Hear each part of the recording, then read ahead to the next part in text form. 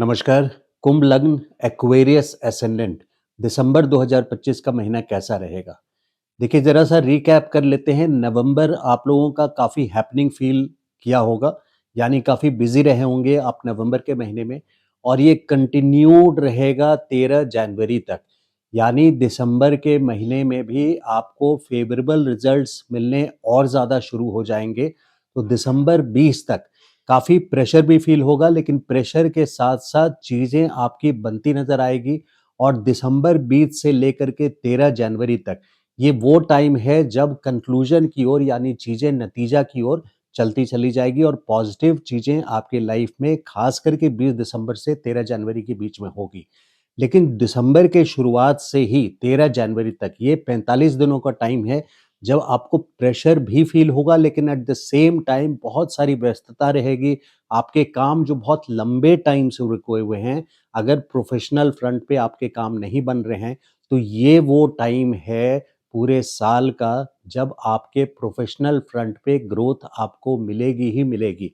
यानी दिसंबर और जनवरी 13 तक जो भी इम्पोर्टेंट प्लानिंग है आपकी, जो भी इम्पोर्टेंट मीटिंग्स है आपके, 13 जनवरी तक कोशिश कीजिए कि उसको कर लें, क्योंकि यहाँ पे आपको फेवरेबल यानी आपके अनुकूल जिस तरह की एक्सपेक्टेशन आप रख रहे हैं, उस तरह के एक्सपेक्टेशंस आपको ये ग्राउंड पे फलित होती नजर आएगी। अचीवमेंट सक्सेस 13 जनवरी तक है, क्योंकि 13 जनवरी के बाद से लेके फिर एक महीने के लिए यानी 14 फरवरी तक आपको फिर बैकफुट पे रहना होगा। जहां अभी इन 1.5 महीनों में आपको मैनेजमेंट का, अथॉरिटी का, गवर्नमेंट का, सीनियर्स का सपोर्ट मिलेगा। अगर गवर्नमेंट से रिलेटेड कोई काम है, टेंडरिंग वगैरह में आप हैं, या आप बिजनेस करते हैं और आप टेंडर्स उठाते हैं, कॉन्ट्रैक्ट्स करते हैं टू गवर्नमेंट के, तो भी ये बहुत सपोर्टिव टाइम आपको रहेगा, अच्छे टेंडर्स मिलेंगे। अगर आप जॉब में हैं तो आपके टारगेट्स, अगर सेल्स में हैं तो टारगेट्स भी अचीव होंगे, कॉन्ट्रैक्ट्स भी अच्छे मिलेंगे।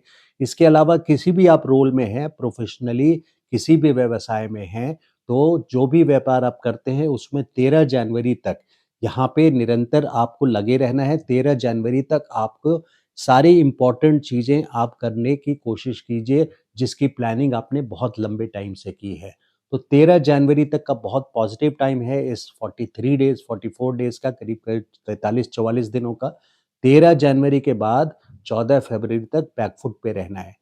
13 जनवरी के बाद से आपको वही सपोर्ट अपने सीनियर्स या बॉसेस से नहीं मिलेगा, गवर्नमेंट रिलेटेड वर्क में नहीं मिलेगा।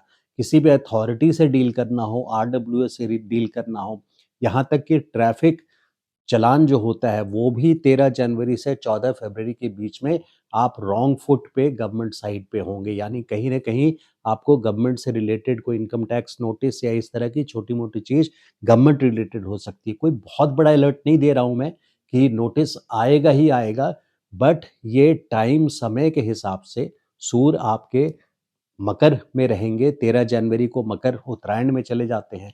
इसका मतलब है कि 13 जनवरी से 14 फरवरी दुर्भाग्य स्थान पर है, जिसके वजह से आपको, अगर कोर्ट डेट है, आपका कोई केस चल रहा है, तो कोर्ट डेट का कोशिश कीजिए वो डेट पोस्टपोन करके 13 जनवरी के बाद से 14 फरवरी के आगे का कीजिए। या तो वो 13 जनवरी के पहले आप उसको डील कर लीजिए, कोई भी मैटर डिस्प्यूट्स हो उसको सेटल कर लीजिए। जो भी हाफ प्लानिंग आपकी रह गई हो, अधूरे काम रह गए हों, ज़रूरी काम है, उसको आप कंप्लीट कर लीजिए। तो क्लियर कट 1 दिसंबर से 13 जनवरी का ये एक बहुत अहम टाइम है, बहुत इम्पोर्टेंट टाइम है आपके ग्रोथ के लिए, एक्सपेंशन के लिए और अचीवमेंट के लिए। लेकिन वहीं पे 7 दिसंबर से 16 जनवरी तक कहीं न कहीं आपके कुटुंब के साथ, यानी फर्स्ट फैमिली जो है, फर्स्ट फैमिली में कौन आता है? आपके माँ-पिता और उसके अलावा आपके सगे भाई-बहन। तो ये कुटुंब बोला जाता है ज्योतिष में, तो इसमें ये कुटुंब के साथ कहीं मतभेद होने के चांसेस हैं, कोई ना कोई डिस्प्यूट भी हो सकता है। मंगल यहाँ पे दूसरे स्थान को देख रहे हैं जहाँ शनि पहले से हैं। इसका क्या अर्थ है कि यहाँ कोई कन्फ्लिक्टिंग पोजीशन कुटुंब के साथ होने की संभावना है 7 दिसंबर से लेकर के 16 जनवरी तक।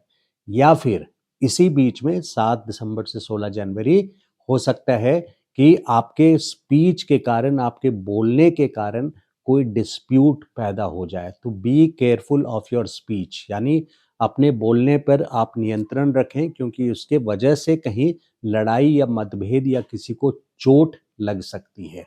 तो इसके अलावा 13 जनवरी तक का जो टाइम है ये बहुत फेवरेबल है, और 14 फरवरी फिर आपको अगर छुट्टी-वुट्टी लेनी है तो न्यू ईयर पे छुट्टी नहीं लीजिए।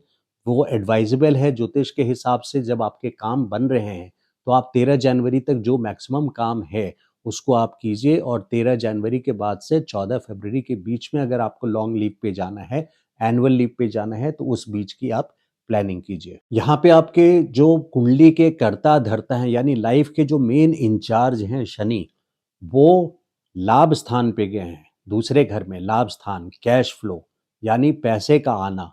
तो शनि ग्रेजुअली धीरे धीरे करते हैं चीजों को, एकदम से नहीं करते।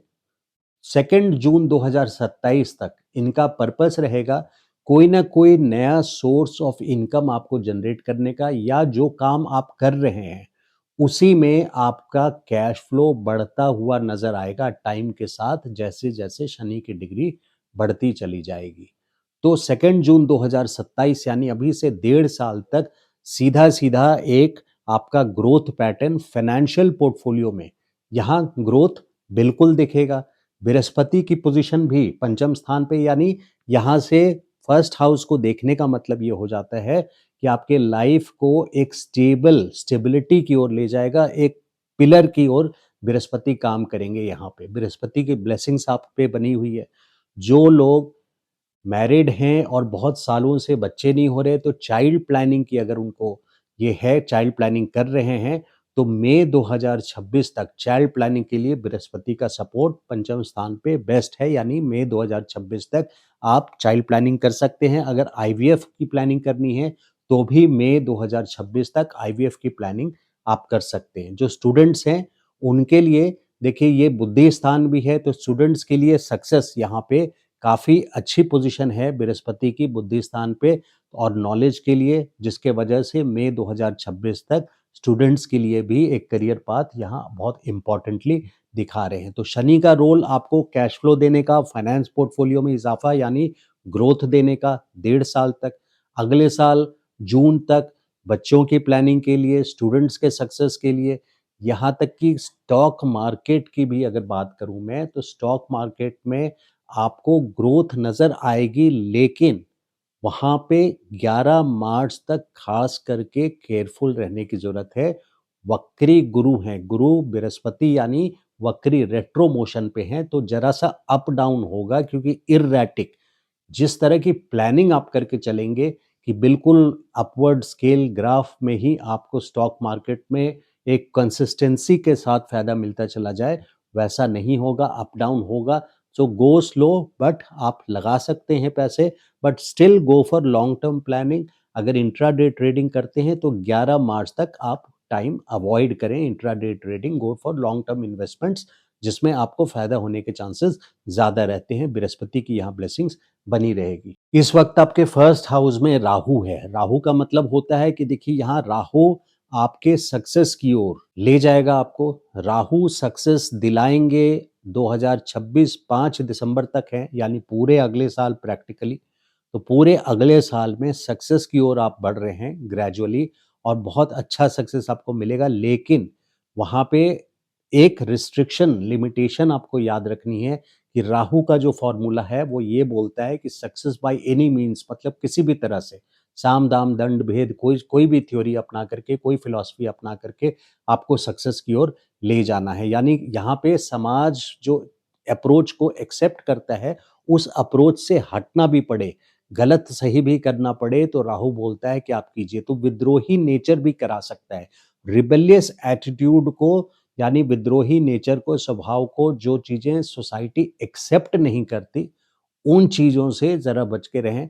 और आपके स्पाउस यानी मैरिड हैं तो पति या पत्नी को किसी एक बड़े ट्रेजेडी के साथ गुजरना होगा। केतु का गोचर 7th हाउस का मतलब है आपके मैरिड लाइफ में जो आपके स्पाउस हैं, पति हो या पत्नी, वहां पे उनको उनके लाइफ में दिसंबर 2026 तक किसी बड़े ट्रेजेडी से गुजरना होगा। और उसकी वजह ये भी हो सकता है कि आप अपने विद्रोही नेचर के कारण बने, क्योंकि राहु यहाँ पे लग्न में है, यानी फर्स्ट हाउस में आपसे कुछ ऐसा काम करवा सकते हैं जो सोशली एक्सेप्टेबल नहीं है, आपके स्पाउस को एक्सेप्टेबल नहीं होगा। लव रिलेशंस में देखिए बृहस्पति की ब्लेसिंग्स है, फिफ्थ हाउस जिससे प्यार को देखते हैं, तो बृहस्पति यहाँ पे शुभ ग्रह हैं, लेकिन जो छलावा वाले रिलेशंस होंगे वो उनको बर्दाश्त नहीं करेंगे, यानी जो मिथ्या, जो सच नहीं है, ऐसे रिलेशंस टूटते नजर आएंगे मई 2026 तक।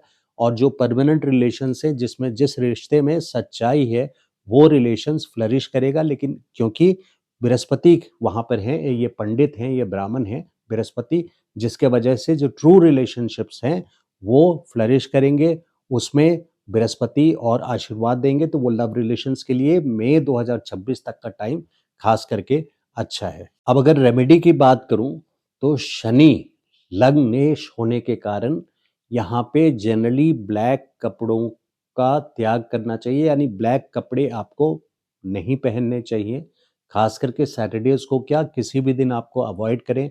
शनि के स्ट्रेंथ को, बेशक ये लग्नेश हैं लेकिन, यानी आपके लाइफ के कर्ता धर्ता हैं, लेकिन शनि के स्ट्रेंथ को और मत बढ़ाइए। आप अपने लाइफ में शुक्र के स्ट्रेंथ को, केंद्र त्रिकोण के स्वामी का मतलब है कि बहुत शुक्र आपके लिए बहुत फायदेमंद ग्रह है आपके जीवन में, तो शुक्र को जितना मजबूत करेंगे। अब शुक्र को कैसे मजबूत करेंगे? अपने जहाँ भी उठते बैठते हैं, अपने घर है, ऑफिस है, वहाँ फूल रखिए, परफ्यूम रखिए, अच्छे फ्रेगरेंस हो, फैशनेबल जगह बैठिए। फैशनेबल जगह से मतलब है कि प्रेजेंटेबल हो, वहाँ की इंटीरियर डिजाइनिंग वगैरह अच्छी हो, तो शुक्र ऐसे स्ट्रांग होते हैं। वाइट कपड़ा शुक्र से डिनोट होता है, तो वाइट अगर आप पहनेंगे तो शुक्र यहाँ पे और मजबूत होता है। शनि के लिए आप हर शनिवार को ओम प्राम प्रीम प्रोम शनिचराय नमः इस मंत्र का जाप 108 बार हर शनिवार को आप सुबह के टाइम पे करें तो ये बेस्ट होगा। तो ये था वीडियो कुंभ लग्न वालों का, यानी एक्वेरियस एसेंडेंट का। जिन लोगों को पर्सनल कंसल्टेशन लेना है वो मुझे व्हाट्सएप पे मैसेज ड्रॉप कर सकते हैं। मेरा मोबाइल नंबर है 9810844912। कंसल्टेशन चार्जेस एप्लीकेबल रहेंगे। अगर आपको मेरा ये वीडियो अच्छा लगा हो तो request you to like the video, and मेरे चैनल को आपने सब्सक्राइब नहीं किया है अभी तक तो please subscribe to the channel, that keeps me motivated. Thank you so much. नमस्कार।